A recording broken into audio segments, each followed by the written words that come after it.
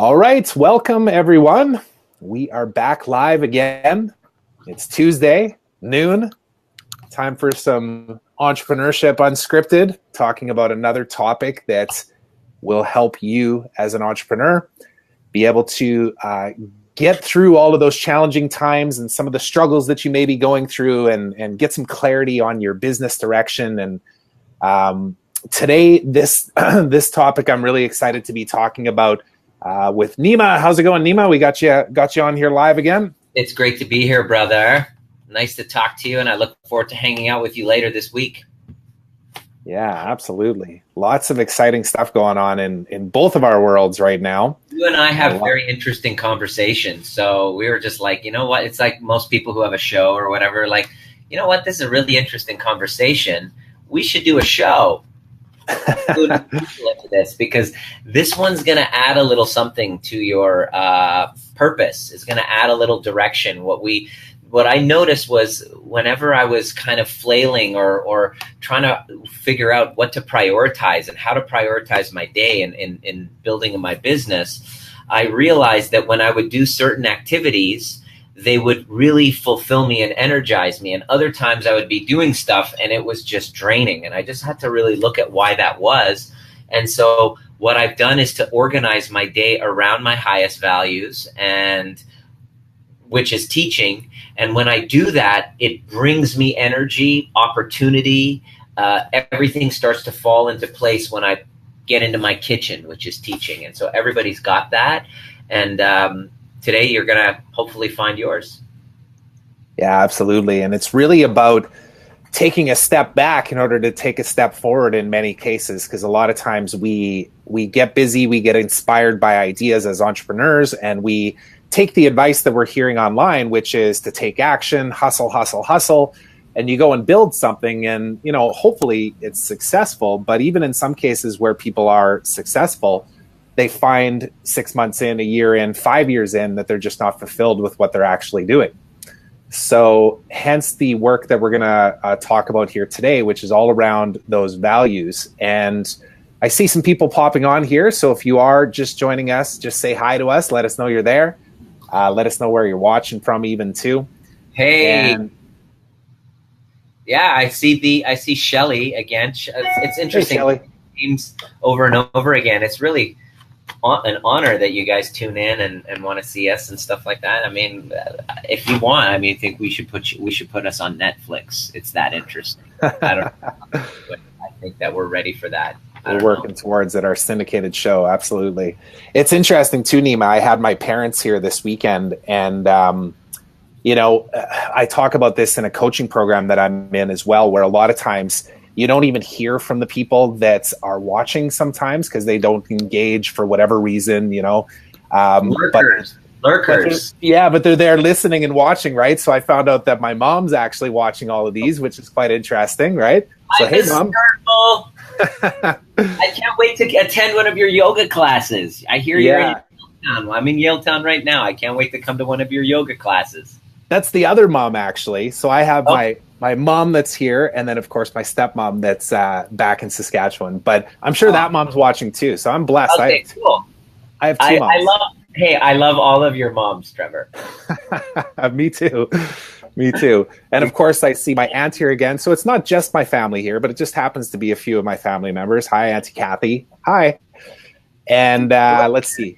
UK, Janie, what's up? What up? Let's get into it.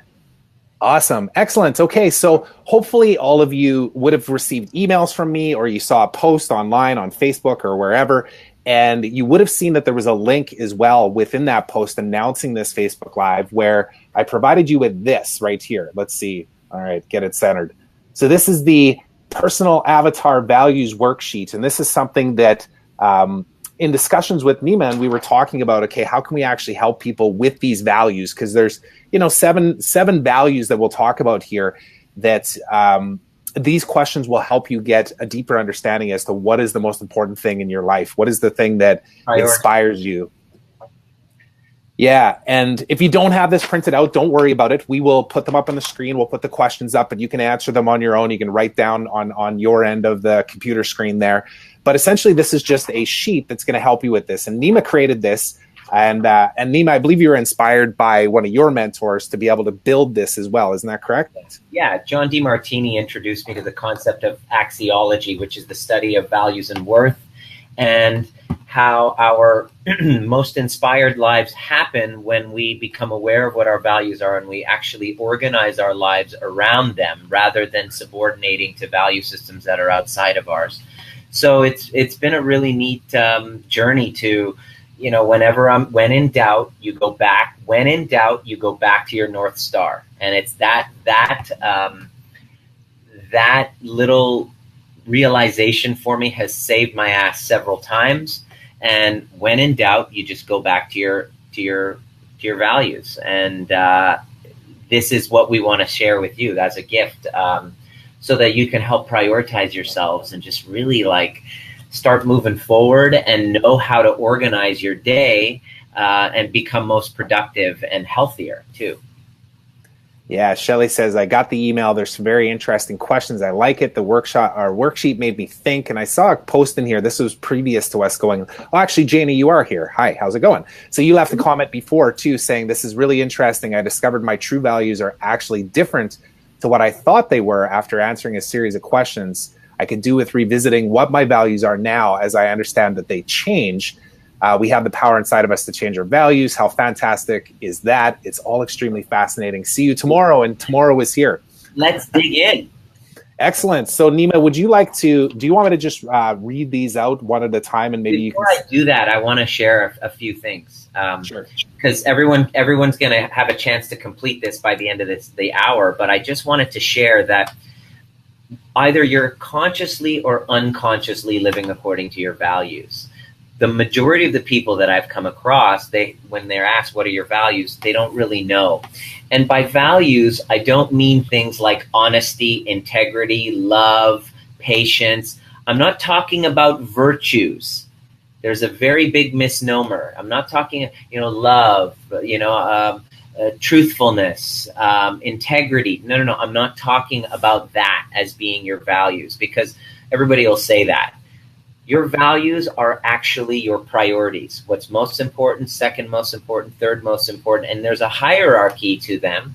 In other words, when there's a face-off between two values that are colliding with one another, the higher value will always win. For example, I've been a chiropractor for 16 years, and when I had my office, Shelly was my front desk assistant, and work was a high value for her because she spent a lot of time there, effort, energy. But if she got a call from the school saying your son has been throwing up, she's going to be like, sorry, Nima, I got to go. Why? Because family was higher up on her value hierarchy list than work, right?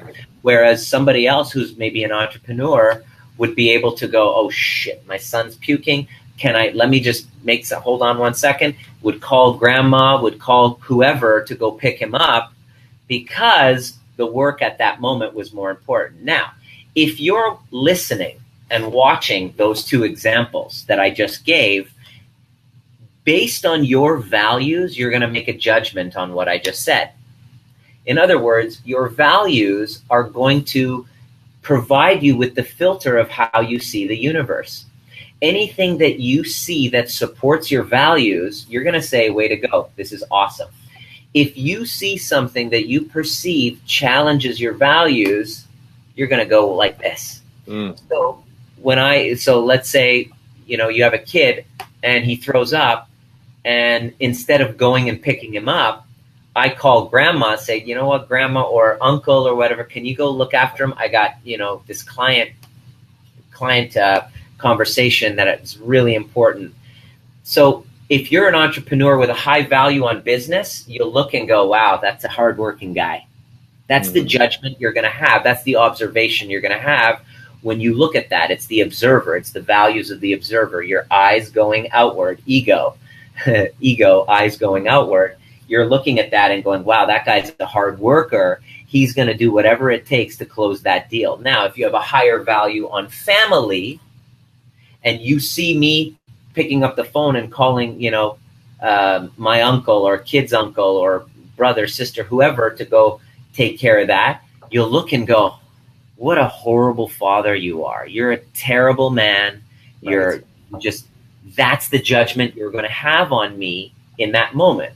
And I just want you to really get that everything is neutral until somebody with a set of values looks at it, observes it, makes a judgment. And that judgment is either I'm for or against. And their judgment will be entirely based on their values. Mm-hmm. So why is this important? Why should you know this? Is because most of us are walking through Earth not really knowing what our values are. And we make decisions based on injected values from other people rather than truly honoring what our values are. And so this little worksheet that I've given you is a tool so that you can not just pretend and bullshit yourself, but really look and go, what are my true values? So that from there, you can either set a business up that's consistent with that, or you can actually make sure that you can link, put more of those values into the business that you're having. And so there's so many interesting stories that I'll give you one example before we do the exercise. It was a phenomenal example. I had a chiropractor who contacted me and said, I'm ready to quit. I've been in practice 11 years. I really haven't enjoyed practice and I'm not making much money. I just want to give up. So I asked him, okay. I went in through his values and it turns out he hired mentors and he was trying to be like them rather than honoring what his true values were. He was trying to reinvent the wheel and live life according to the values outside of him and kind of inject other people's values and trying to, it's like pushing a boulder up a hill and he kept meeting resistance. So I asked him these questions that you're going to see right now that you're about to answer. And it turns out he loves orchids. And I'm like, what? What are you talking about? He goes, yeah, when I wake up in the morning, before I go to the bathroom, I stop at my little solarium and I check up on my orchids. He's a genius at taking orchids and reviving them. I mean, most of the time when orchids, they lose their flowers, we just chuck them away and get a new one. But he said, no. There's a process that I do that revives orchids, and I'm a genius at that. And I go, So we did the exercise. It turns out orchids and flowers and healing orchids is a big deal for him. And then what we had him do was then bring in the orchids. I said, are there any orchids in your office? He goes, no, there aren't. So I'm like, okay, so job number one, you're going to put in orchids in the office. And number two, when you have reports and you do doctor's reports with your clients, with your patients, I want you to bring the orchid out when you're showing the x-rays and really tie in reviving an orchid with rehabilitating somebody's spine. And I asked him this question. I said, how is healing an orchid and healing a spine the same? And then you just see his eyes light up. He's like, oh my God, this is so amazing. Like, he's like, orchids are like this. You need this, you need this, you need food, you need water, you need this. I said, okay, so how is that like a spine? And from that moment, it's like this light bulb went off in his head and he started speaking to his patients from the realm of rehabilitating orchids, which is his highest values. In other words, he infused his highest values into his work. And all of a sudden, the life came back in his practice. He started doing talks about healing the nervous system and the spine, but he had his little orchids out. And he was teaching, and he had everyone captivated. And people who were in his audience, not only would they sign up to become patients of his, but he also had people going, can you come and do your little orchid talk to our multiple sclerosis society? I think that would be great. And so he's texting me going, oh my God, my practice has changed. My life has changed. And all we did was do the exercise that we're about to show you. And we got him to put more of that into his schedule. That changed the game. Yeah, it's interesting how these things can kind of mix together in that way, right? Especially from an entrepreneurial standpoint. I know for me, Nima, it's been a passion of mine on in life and in the business side of things has been sports. And in 2009, when I left my job and dove into the sports industry without any experience in it, it became a passion project for a long time. And I've since done a lot of work speaking with the Canadian Olympic program, for example, talking with athletes about career transition out of being an athlete to now into the real world, and taking advantage of the fact that they were shaking hands with CEOs that whole time, and just the leverage that they can get off of that. And it ends up becoming something that's really inspiring for me. So some of the work that I've been doing is to try and mix those two together without it being too confusing. Like as you say, an orchid and a spine, how is the relation? But it's about methodology. When we think about it from a business standpoint, right? It's about how do you uniquely differentiate yourself. And there's no competition when you do that. Right. Yeah. Values, your true values. Maybe it's yoga, maybe it's singing, maybe it's gardening with orchids. For me, it's rapping. And I was always rapping. And so what kind of got me up in stages that were advancing my career was when I took my rap songs and I created rap songs about chiropractic, and I would be invited to different stages all around the world and platforms and just do my little chiropractic raps. And it was huge. And it's because there's no competition when you're being authentically you. Yeah. And as it relates to something, I'll use one more example too. So even as it relates to the family and business quarrel that a lot of entrepreneurs go through, because I know I even go through it too. There's a part of me that is very much passionate about being a great dad and a family man and all that kind of stuff. But I'm torn because I love what I do in my business and the way that I can support other people too. So the example you use of like, oh, the kid's sick, do I call in grandma? Or do I stop what I'm doing and cancel all my meetings for the afternoon? Well, I'm usually the person that calls in grandma or my wife or whatever it might be. Yeah, here's the thing. I'm just going to interrupt you there. If you honor your values, then you don't have any brain noise about it. Right. You pick up the phone and you go, hey, listen, grandma, can you pick up Logan? He's sick. I got meetings all afternoon. And so you won't have a story about it. Yeah. Yeah. Because you know this is what your values and this is what you'll do. If this is very common with women entrepreneurs who have kids, right? That's when they have this huge, I've worked with many, they have this huge guilt and shame because they're comparing themselves to like the perfect soccer mom or whatever. And if they have a higher value in business and they're the ones calling, hey, dad, can you pick up the little one? Or they all of a sudden start to make judgments that I'm a terrible mother. I'm a horrible mother. Yeah. Right. And so based on your values, you're going to judge yourself about that. And so it's really interesting to honor what they are and realize what they are by doing this exercise so that you don't actually start beating yourself up for living somebody else's life. You're either injecting your values onto your injecting somebody else's values onto yourself, saying, oh, I should be a better mother and go and take care of the kid. That creates low self-esteem. Or you're projecting your values onto somebody else, saying that they're wrong for having their values. They should be adopting what I adopt, and that creates conflict. So you either create low self-esteem or conflict when you don't know what your values are and you don't honor yours and you don't honor other people. So this is a very critical step in understanding human behavior because it's all about values. Yeah. And that way when we relate to other people, we're better able to relate to other people. There's less friction when you just get what your values are and just understand and appreciate others for their values as well. Yeah, that's really interesting. You use that example too. I've got a good friend and a business partner actually in a venture here in Vancouver where she is very much career oriented. She's very successful. She's, in the nonprofit space. I won't mention her name.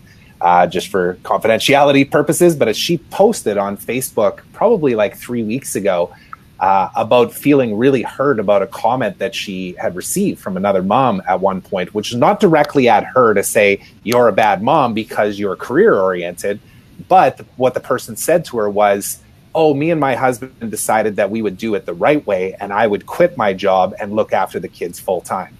And she, immediately took it personally because she thought, well, wait a second, this person's values are that the right way is for them to give up their career and to look after the kids, whereas she's chosen an opposite path. And of course, she posted this online and looking for support, and there was a flood of people that came in saying, like, there's nothing wrong with the value that you have and what you hold dear, and you're still an amazing mom, So having that community, I think, and being able to talk through these things, I think, is huge too, especially in the entrepreneurial world, because it can get very lonely at times, especially if you're sitting in front of your computer in your home in a lot of cases, not in an office, and perhaps even staying in your pajamas for the day. You can easily start to criticize yourself too for choices that you've made. So anyways, let's get into this. So do you want to talk about the values first, or do you want to go through the question list? Yeah, I will. Shelly wants to hear me rap. Okay, I'll do my little rap at the end. I'll do it just bars. I'll give you guys a few bars at the end if you. All right, stick around for that. So, your values are expressed in one of 7 areas of life. Okay, spiritual. So most of us know people who are spiritually inclined. You know, they use words like "I'm a child of God," "I'm a spiritual entrepreneur." You know, the spiritual is one of the areas of life. Then we also have an ability to empower ourselves mentally, mental. And what that is the mental area of life basically is education, understanding. So if you're one of those people who love to read, love to learn, love to take courses like me, you have a very high value on mental and learning and intellect, okay? The third one is career. So if you are constantly talking about, thinking about your business, what you're doing for work, you're spending, 14 hours a day at the office, good chance you have a high value for your career. No judgment. If I have a low value on career, somebody who has a high value on it spends 14 hours of the day, I'm going to label them as a workaholic. But somebody who also has a high value on career will look at that person who spends 14 hours a day, same person, 2 different people, 2 different values. That person will look and go, hey, he's a hard worker. So that's how we do projection. That's how we project values. So, spiritual, mental, career, then financial. Most of us have a desire to expand our wealth, but those who don't value the money, and they study money, and they don't save, and they don't invest, and they don't really put their financial building wealth and saving money as a high value, they will always have more month at the end of their money than money at the end of their month, and they'll always have more life at the end of their money than money at the end of their lives. So this is not a judgment. It's just one of the potential areas of life that we can have values on, that could be one of your values, and you can either empower or disempower those areas of life. Next area is social. So if you find yourself always wanting to go out, life of the party, you're always connecting with people, throwing parties, showing up, you're constantly in that, then social is a very high value. Next one is family, intimacy. So if you're constantly spending time with family, relationship, the time, energy, effort, money, you're putting it onto that, then you have a high value on family or intimacy. Last one is physical, health, beauty, vitality. So if you are spending, 2 hours of the day in the gym, you're always eating green smoothies, healthy food. Everybody knows people like that. If you're not like that already, then you have a very high value physically. Now, your life is determined by the hierarchy of your values. And so without really knowing what your values are, we're just kind of like drifting. Most people that I've worked with, they start off saying, I'm drifting. I don't know what the heck. So I don't know who I am. I don't know what I'm doing. So this is the exercise we begin them with. And it's a very useful tool to kind of identify what your values are: spiritual, mental, career, financial, social, family, and physical. Now, any area of your life that you don't empower, you draw in somebody to overpower you. So there are no victims. Any area of your life that you don't empower, you draw in somebody to overpower you. Okay? So there's no victims here. This is a classic case of disempowerment. We do this, Finance was my lowest value, Janie. Yeah, absolutely. So any area of your life you don't empower, somebody overpowers you. So the classic case of people who, get into relationships. One is the oppressor, one is the oppressed, and then there is a breakdown in the relationship, and then they don't gain the lessons, the tools, and expand themselves. Then they go into another relationship and they repeat the pattern. And so this happens a lot of times in relationships. And so it's a very, very complicated issue, very interesting, and it's something worth going into and studying and understanding. Yeah. So let me just chime in real quick on that, Nima, because Jana just brought up finance is your lowest value. I don't know if it's my lowest. It's probably my bottom too as well, but it really relates to the way that you talked about it at the start, Nima, which is I always have more month at the end of my money than I have money at the end of my month. Definitely, and some people call it just, being risk adverse versus, risky in your decision making. When I make money in my business, I invest it back into my business with the idea of growth, with the idea of freedom in the future and in the immediacy as well. But as you know, because I know we've done work together and we're continuing to do so with myself and my wife even too, she holds a really high value on financial, and she has always been the person in our family that has been the person that makes the contingency plan and makes sure that things line up, and at the end of the month that things are good. And it's created some tension between us until we started to realize that we have a balance on that. That being said, what we're finding right now is that in order for me to step into a power that allows her to really be what she wants to be as well, I need to make that a higher value in my life. So, absolutely. Without doing exercise, you have no freaking clue. You're just projecting on each other, expecting the other person is supposed to just get it. Yeah. And we do that. Like, we get into relationships and we project values. We go, you use the word, you should be so-and-so. I should be so-and-so. That is completely an unconscious statement, because in this moment in time, I am living my highest values. And without acknowledging what they are in me, then I can't be in relationship with you, because I'm just projecting. I'm just unconsciously either injecting your values into mine, expecting me to live a life that's not mine, or I'm projecting my values onto you, expecting you to live a life that's not really yours. And so there's a disconnection. There's no love. There's no connection. There's no team. And so the best teams, the best connections, the best relationships are ones where both parties know exactly what their values are, and they don't try to change the other person's values. They actually embrace and acknowledge and love the other person for their values. That's a true creating a win-win. And so it happens on the other side of doing this exercise. Yeah. And this is one of the things that we're working through right now as it relates to family as well, because family is certainly high on both of our values list. But probably career, or I can't speak for Shar, but for me, like, career is always number one, which comes with, a certain level of guilt when you start surrounding yourself with, people that maybe point fingers and say that's not right. And this is obviously why we're doing this exercise. But one of the things that Shar and I have realized lately is that we don't get to feel guilty about that. We get to create a life that's empowered by that. And for us, that might be, okay, two successful people that we know that if we're in our careers and we're really fulfilled by that, but we still have a son that needs to be taken care of, that we figured that out, whether it's through family or hiring a nanny or whatever the case might be, and to do it without any kind of feeling of remorse or regret about it. So, systems and agreements that support both people to make sure that their values get met. Exactly.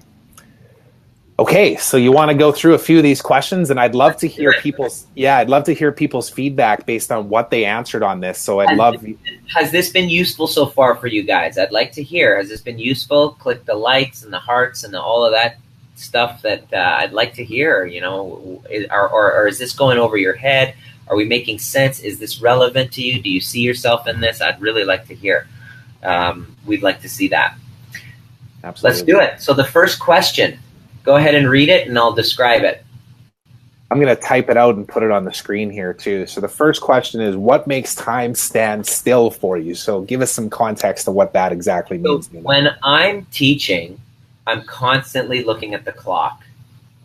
Constantly. Why? Because I get into this state where, and which kind of feeds us into the next question, which feeds us into the next question. You can put the next question in.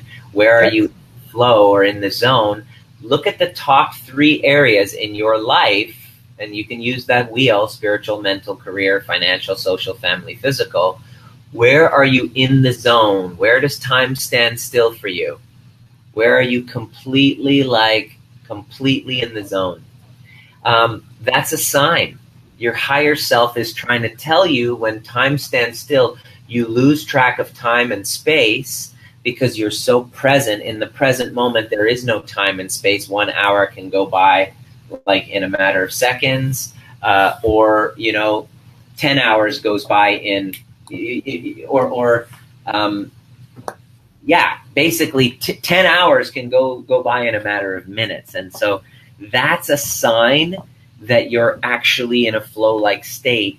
And so write down the top 3 areas in your life where you're in a flow-like state, and time stands still for you. So for me, it's when I'm learning and when I'm teaching. And the third area for me is when I'm actually socializing and dancing and, like being in a social kind of scenario.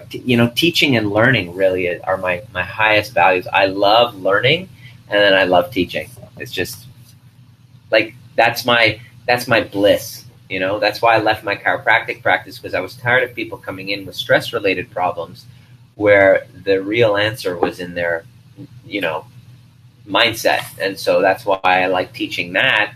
And I which calls on me as I go through challenges in my life to step up and learn at ever greater, ever more complex type of direction. So where are you in the flow? Where are you in the zone? Where does time stand still? Write down the top 3 areas. Next question. Yeah, and type it into the comments there. And I can tell you that, Nima, we have some alignment on that too, because it's the same for me with the teaching and the speaking and the coaching and that type of thing. I always allude to it as, especially on the speaking side of things, and I think you can maybe understand this when you do workshops and speaking engagements, that there's almost like a euphoric high that comes with it. And for some people it's like debilitating fear. For me it's the opposites, and thankfully that was something that I discovered in like 2003 when I was getting out of university with a degree, that I knew that, like, oh man, I'm not finding anything that's driving me. And then all of a sudden I had to do a presentation with a group project in university. I was like, I'm pretty good at this. This is something I actually enjoy doing. And it's driven me ever since. So let's see. Charles says, when time stands still when I'm negotiating a deal. So when you're in the mix, then you're working on what you're probably best at, I would guess, Charles. Perfect. So if Charles was to really get that, and his bliss is creating a business where he's like a negotiator, you know what I mean? I don't know what Charles does, but maybe that's part of his, if he is a realtor, maybe that's part of his gig.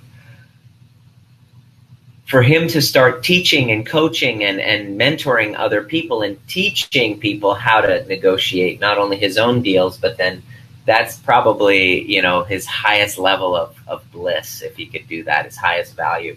And to align yourself with putting that into your day as often as possible, you're going to have the most productivity and fulfillment if you do that. All right, here's the next question, Nima. What would you love to read 500 books about? I love reading 500 books about healing, transformation, lately relationships, personal growth, entrepreneurship, mindset, purpose. Like, these are my wheelhouses. I love reading about those. So what would you love to read 500 books about is a sign. If I look at your library and I see books, or I look at your Audible account and I see books, what are the topics? Those are signs of what your values are, what you love learning about, reading about, and right, top 3 areas. And you're going to start to notice, after you do this a while, some patterns starting to form, some things starting to come up. Perfect, Adam. Awesome. And if you're having troubles with this, I know I don't read a lot of books during the week. Personally, it's something that I want to do more of, and certainly will make an effort to do so. But when I always think of Nima is like whenever I travel, like say we're going to Mexico and I know I have downtime. Number one, I'm sure everybody that's watching this that is an entrepreneur can relate to the fact that your brain never turns off. So for me, when I'm in Mexico and I'm thinking, okay, I get to turn my brain off and sit on a beach and read a book, it's always Entrepreneur Magazine, or it's always some book about how to advance my understanding of how to build a better team or how to get better at negotiations or whatever the case might be, right? It's business. It's always business, you know? And next. Yeah. So here, let me put the next one up. So Shelly, maybe just read out some of the comments there while I'm doing this. Business, mindset, healing. Absolutely. Good. Kathy says, time stands still when learning and with family. I like to read about what makes people tick. Yeah, human behavior, learning, and family. Beautiful. Yeah. So your secret is to plan that every single day. Put it in the plans every single day. So what traits, characteristics, talents, abilities do you love and admire about yourself? Okay, so this is where you got to honor your superpower and stop being humble, you know? And the next question kind of goes along with that is, what would others say about you, right? Is that the next question? What traits, characteristics? I've got, what type of content do you post most about on social media on here? Perfect one. So what trait, characteristic, first of all, ask that one again. What trait, characteristic do you love most about yourself? Really own that. Write down some of your superpowers, because you got to know your values and superpowers so that you can really use them and leverage them to your advantage. Why wouldn't you? You know, it gives you the best chances. And then look at your content. What type of content do you post mostly about on social media? That gives you a good understanding, a phenomenal understanding. If I just go on your Facebook profile and I look at the last 100 posts and I just write the topics of your last 100 posts, and then I look at your photographs, I know exactly what your values are. Yeah. In fact, wise idea before you get on the phone with a client to really connect with what those values are and talk to them. Speak to those things that are highest on their value list, because that's all people care about. People do not care about you. They care about their values, and people are not coming to you because of you. They're coming to you because they perceive that by using your services, that their highest values are going to be met. You are a bridge to help them get to their highest values. And it's important to know that and take the personalness out of it and really just zone in on that. Absolutely.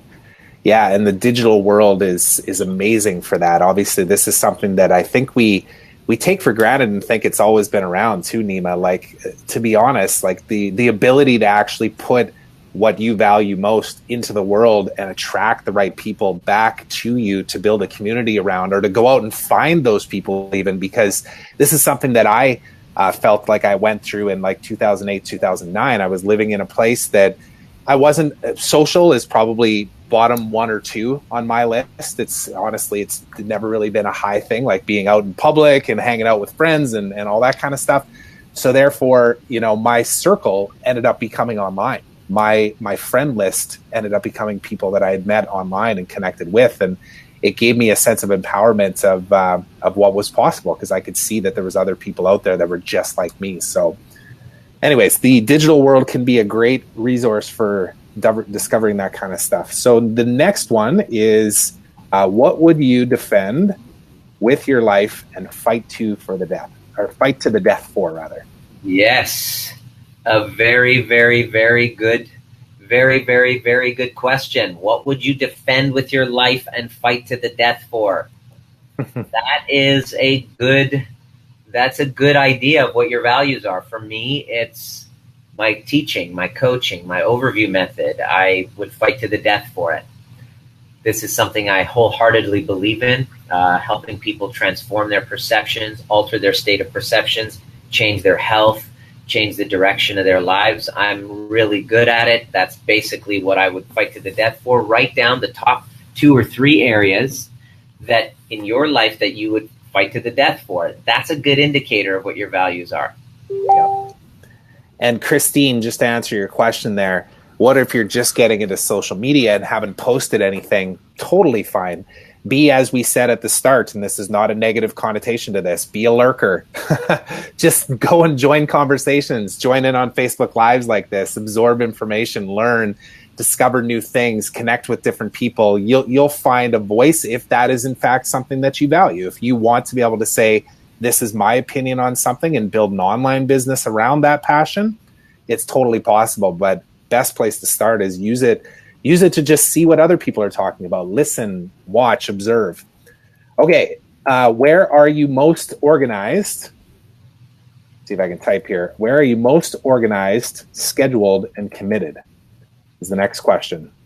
Yes. Now, you might be thinking that I'm not organized, I'm not scheduled, I'm not committed. The truth is we are completely chaotic in the areas that are low on our value list, but we are very, very organized on places that are high on our value list. So it is critical for you to know what those areas are, because when you do know why that's important, why you should know that, is this is the area to put your focus on. This is the area to start a business in. This is the area to really uplift. Gary Vee says, instead of focusing on your weaknesses, just play in on your strength. He's talking about values. So where are you most organized, scheduled, and committed? Is it your kids' soccer practice?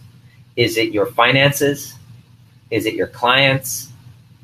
Look at where. Right now, I am most organized, scheduled, committed in my learning and my coaching. Right now, I'm in a big-time learning period. And so I've got all of that scheduled and committed. Courses that I'm taking, I'm just in pure learning mode right now. Mm-hmm. So I'm extremely, and you'll notice your values are shifting. So it's important to do this every few months, because your values will change every quarter around. So it's important to know what they are and schedule tasks and opportunities and events and activities that are in alignment with your values. I'm just typing out the next one here, Nima. I see we have a Sharmila that joined us right now. Hey, Sharm, what up, girl? What if you are just getting into Christine just said that.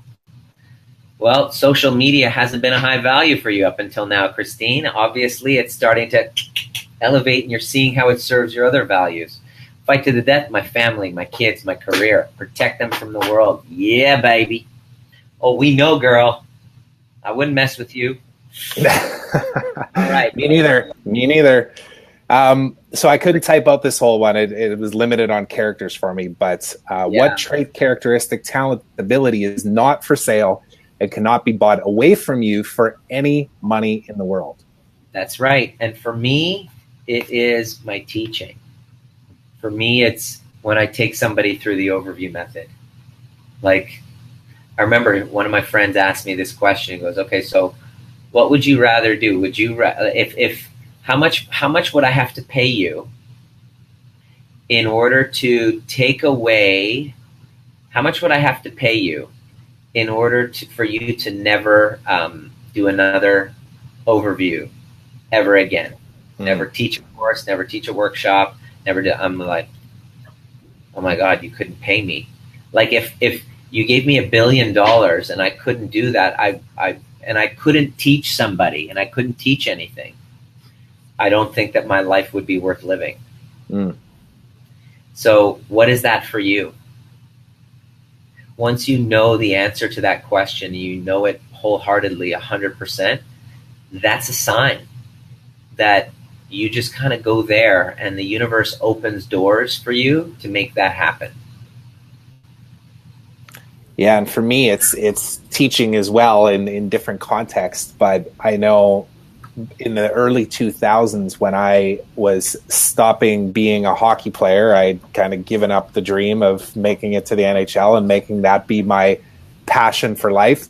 I went into university without any idea of what I was going to do, aside from the fact that I thought that I liked teaching. I liked coaching, right? Like I want to kind of kept in the sports world kind of thing. And I was actually in education for a degree when I first started NEMA, and then I transferred over into business, and it came back to education and teaching as I started to get into my career and realized that that truly was a passion for me too. Beautiful. The next one. And you guys, as you're doing this, if you're doing this, some of you I'm sure are, if you're doing this, you'll notice some of the questions are repeating themselves. This is a good sign. It means that your values are pretty focused. Some of you, when you do this, you're going to be like, wow, it's all over the place.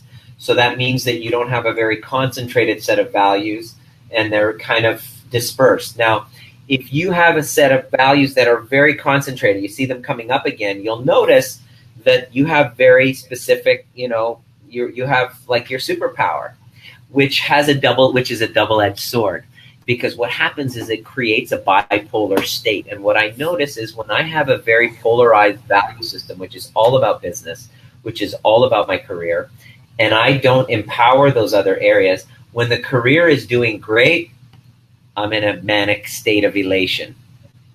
When the career isn't doing well, I feel down and depressed. So my emotions become volatile. Your emotions, my emotions, all of our emotions as human beings become more volatile the more polarized we become in our value systems.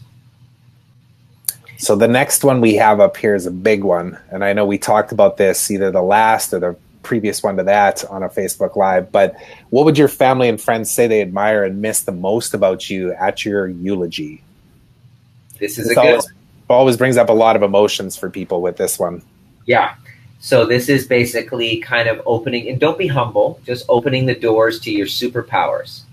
Because once you know what they are, maybe it's your intuition, and you didn't know that. You didn't answer this question before, so you don't know that it's your intuition or it's your ability to uplift other people. And once you see that and go, oh, wow, my intuition and my ability to uplift. Okay, I'm in a dead-end job that I hate. How can I put in upliftment of others and intuition into the shitty job that I have that's going to open my heart, open my mind, and have me feel a lot more connected with myself and connected with others, which once you're in that state, you're using a different part of the brain than the limbic lockdown, which is what stress is. It's the neocortex, and all of a sudden you start to see opportunities. And this is where advancement, this is where expansion comes in. Because if you're in fight or flight and you're only seeing like stress and anxiety, and you're hijacked with stress, which I know all too well, you can't see opportunity out there. But when you're engaged, you're doing what you love, you're using a different part of the nervous system, part of the brain, and then all of a sudden you start seeing other opportunities and you become more creative. So why this is important to you is because once you know the answer to this question, you put that into your schedule, or if you schedule your business around it, or even your job, go to your boss and tell them, look, this is what I'm really good at. How can we, leverage these superpowers that I have? That's a good question to ask after you do this exercise. A lot of my clients have been able to get lateral positions just after doing this exercise and going in and having conversations that's been life-changing for them. Yeah, absolutely. And here is the last one that we have. And I realize I got a couple typos on this sheet, so I got to fix up. But what do you always have money for, even when you were broke? That is the last question. We always can afford the things that are highest on our value list.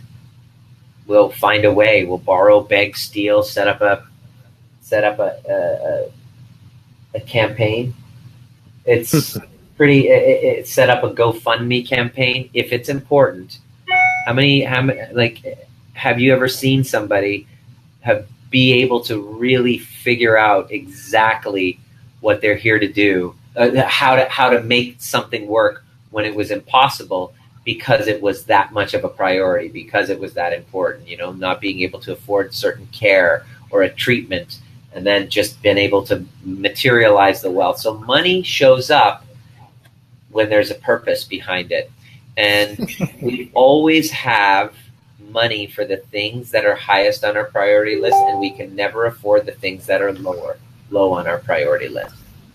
So I was just about to speak for my wife there, and she went ahead and jumped in on her own with this answer to that question, which is great. She said, health, wellness, spa, mental health, body image. So let me tell you, Nima, chiropractic work is high on Sharmila's values list, and massage and spa. Absolutely. Well, yeah, she's running a business, a family, putting up with you. Like, holy shit! Like, the Well, woman needs there you go. the woman needs a freaking medal. I mean, come on. So yeah, I'm coming over for Friday night. I'll do my chiropractic work on both of you, especially her, so she can tolerate you a little bit more. Exactly. Well, and hence, you think about that balance and duality there too. She's had benefits through her business, but of course, when she's no longer working, we're looking into health benefits right now because that's a high priority. So let's spend some money and make sure that we can get those kind of things and make that a priority in our lives. I got your back, baby. All right. Look, sounds like she's looking forward to the adjustment. If you answer these questions, what do you have money for even when you're broke? You write those things down. Now you have an idea of what your values are. Go over the entire list. You'll have about 30 things written, 20 to 30 things written, and then look at the patterns of how often each of them come. And then now you'll have an answer, 1, 2, 3, 4. You have a hierarchy of your highest values. You might be surprised by the answer to this, or you might go, yeah, I knew it all along. But why this is important to you is that it's important for you to schedule those things into your day. Because when you do that, you're tapped into source. You're tapped into higher sources. Why do you think I do this conversation with you every week? It's because, and we do in your mastermind group, we do a group call where we work on mindset with entrepreneurs. Why do I do that? Well, it's because it's my highest values. It brings me, it's like, when I'm doing this right now, it's plugging me into my source. Yeah, it's your fuel for sure. And Randy mentions here, my challenge is connecting with others, clients who value my superpowers and represent opportunities in which I thrive. One of the things that I'd love to encourage you to do, Randy, and I don't know what you do with regards to talking about these things that are your superpowers, and I'll allow you to relate to this with the way that I've dealt with this myself. So, I know that one of my superpowers is teaching, but up until the last couple of months, I've taken my information and what I do every day and what I have as a brilliance, and I've kind of just done it behind the scenes. I haven't really put it out into the world. And there's been a lot of stories around why that is for me. And usually it's around fear of failure, fear of success, right? And we talked about that in a previous live that we did together. But I'll tell you what, when you have a superpower and you know that you're really good at something and that it drives you, and that when you can help your clients, for example, get results based on that superpower you have, and you talk about these things and you break it down into bite-sized chunks where people can relate to what it is you can bring to the world, it's amazing what actually comes back to you. You have to be brave enough to actually put that out into the world and not be fearful of somebody, talking down to you or hearing crickets when you ask questions or whatever, or the fear of what if this does actually succeed and it blows up? Am I ready to handle it? Because all those things are holding you back from what your true where your true happiness lies, which is to do what is truly aligned with the values that you have. Which obviously this is something that's passionate to you because you made a comment on there. And a lot of times people, like we said before, we've said numerous times, they'll sit in the background and watch and observe, but they don't really say anything out loud. And the fact that you said that out loud, I know that's a big deal to you. So I'd encourage you to step into that power for sure. Talk about what your superpower is. Talk about what you're passionate about and who you like helping. It'll be life-changing for sure. Okay, so the last thing on here, Nima, is from a 10,000-foot overview. On the bottom there, we had this big black bar that said, from a 10,000-foot overview perspective of your life, what have been and or are the main themes or values? List 3 to 6. So if you're watching this, please do that exercise and write those out on that sheet. That's actually going back and looking at all of those questions that you just answered and then just putting them up. After you've answered all of them, just list the hierarchy. It's just based on what you just answered this entire conversation. From an overview perspective, what have been the main themes and values of your life? And that's right there. all of the answers to those, you have a list, 1, 2, 3. So family, business, flowers, gardening, horseback riding, you name it. For me, it's healing, transformation, teaching. And that's been a huge thing for me. And there's those 7 values. I just thought I'd put them back up on the screen because I know a lot of times we hear these and then you're trying to think what those 7 were again, but there they are. Hopefully, this worksheet provides some context to really defining which of these 7 higher level values are most important to you. And obviously, when you can find some alignment with this, you're going to find that it becomes a lot more clear as to what you actually want to create as an entrepreneur too, because this is why we're talking about this, obviously, is because, you are an entrepreneur. If you're here, it's likely because you are an entrepreneur, or you want to be. And what I run into a lot of times is I find people that will build a business based on all of the things that they've been learning for the past few years, and that perfect lifestyle of maybe it's laptop entrepreneur where you're traveling the world and making money while you sleep and all of the terminology that's used in the internet marketing world. And then at the end of the day, when you start to work your way down that path, you start to realize that it just doesn't align with what you actually value in your life whatsoever. And I know I've ran into that even. I've been selling information for the last 10 years. I just did a Facebook Live to my audience last Thursday, Nima, talking about the fact that for 10 years, I've been creating trainings and selling information. And we've had over 24,000 people buy our programs, over $3 million in sales. That hasn't all come to me, of course. There's been partners along the way too. But anyways, from the outside, somebody looks at that and you go, man, that's really successful. But where I realized that there was something missing for me, so I was accomplishing the teaching side of things. I was getting a message out and I was helping people, but actually having a real close relationship, the mentoring, the coaching side of things, where I can help them get results from what I'm teaching. That was where the passion really lied for me, which is why I'm changing the direction in what I'm doing in my business right now too. So I've officially said, no more, I'm not selling information anymore. Information is free. We're going to make all the information free. So it's a big step because it's defined me for 10 years. And I finally took a stance on it and said, this is not the path that I'm going to take anymore. I'm actually going to align with what's most important to me, which is working with people that value, as Randy said, my superpower, which is in teaching around a specific area and helping them achieve those same kind of results in their own business. And it's one of the reasons why I'm doing these Facebook Lives, of course, too, and wanting to bring Nima and his knowledge and experience and his energy and everything else into your world too, because I feel like there's a lot of alignment with what we're doing. And hopefully you guys are finding these helpful. I'd love to hear in the chat, in the comments there, if you guys enjoyed this one. We're going to wrap up here now. But do let us know. Let us know if you guys like this one, and like it up, share it, comment on it. And Nima, I'll let you maybe say a last few words, and then we'll wrap things up for another day. I'll do a little rap, because I'm a chiropractor. Oh, yes, the rap. Yeah, so basically, I love to do conscious type of rapping that has to do with something meaningful. And so my rapping is all about getting to the root cause of your health issues. And I say, pills don't teach skills. You got to look inside if you want to find the answer to your ills. Pills don't teach skills. Covering the truth in exchange for your dollar bills. Nice. That's just a little peek, folks. One of these days, we'll just do a full-on session, Nima. You can just I'll open up. I'm opening for Eminem next week, so it's happening. There you go. Dream alive. Yeah. Just no gunshot sounds at your concert then. Did you see what Eminem's going through right now? Holy man. Tell ya.